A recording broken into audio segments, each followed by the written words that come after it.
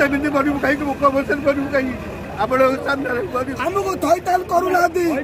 ଖାଲି ଜବରଦସ୍ତି ଭାଙ୍ଗି ଦଉଛନ୍ତି ଟିକସ 40 ବର୍ଷ ହେଲାଣି 30 ବର୍ଷ ଟିକସ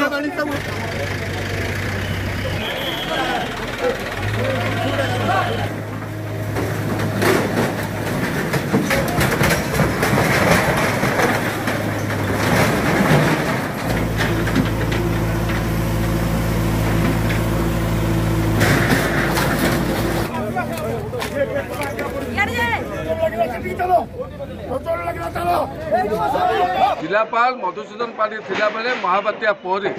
आम खोर्धा सहर उठा कैबिन मानू गोटे स्थान में 1 नंबर हाट मार्केट करने प्रयास उद्यम निजे करी सेतेबेले तत्कालीन जिलापाल खोर्धा एनएससी चेयरमैन दायित्व में थिले एवं पौर परिषद खोर्धा को कर सफल होते 2000 मसीह से समय खोर्धा दुकान मानू 1 नंबर हाट करने हावेली पड़िया उभय मिसिकी थैथान करने कार्यक्रम आरंभ करूँ दुकानी मान 5000 टका जिला प्रशासन कहला बेले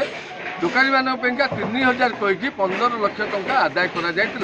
तापर राजू साहू जिला खोर्धा म्युनिसिपालिटी पौर अध्यक्ष दायित्व नहीं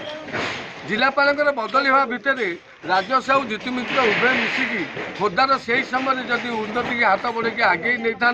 आज खोर्धा दुकानी मानकर उन्नति होगा सहित खोर्धा सहर अंचल विकास हो पाता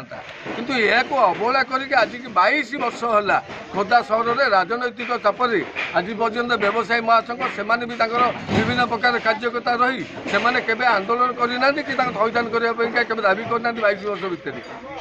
किंतु बर्तमान खोर्धार बर्तमान लोक संख्या वृद्धि पाइबा जातीय राजपथ अवरोध रहा आम्बुलांस जीवा आसवा सबु प्रकार व्याघात घटुच लोक खोर्धा आसवाई रास्ता ना भुवनेश्वर सीधा खोर्धा सहर को आसवाई ये जो कैबिन पदक्षेप उच्छेद करने जिला प्रशासन जिते प्रयास आरंभ कले व्यवसायी संघ दुकानी मैंने एकजुट हो प्रशासन को सहयोग करने दरकार था किंतु सहयोग न कर असहयोग कर बारंबार सागर खेलिले जहाँफल से आज बाध्य हो समय देते तुम निजे उठी जाओ यदि न उठा फल बाध्य कि जिला प्रशासन आज जो उच्छेद प्रक्रिया कर स्वागत योग्य।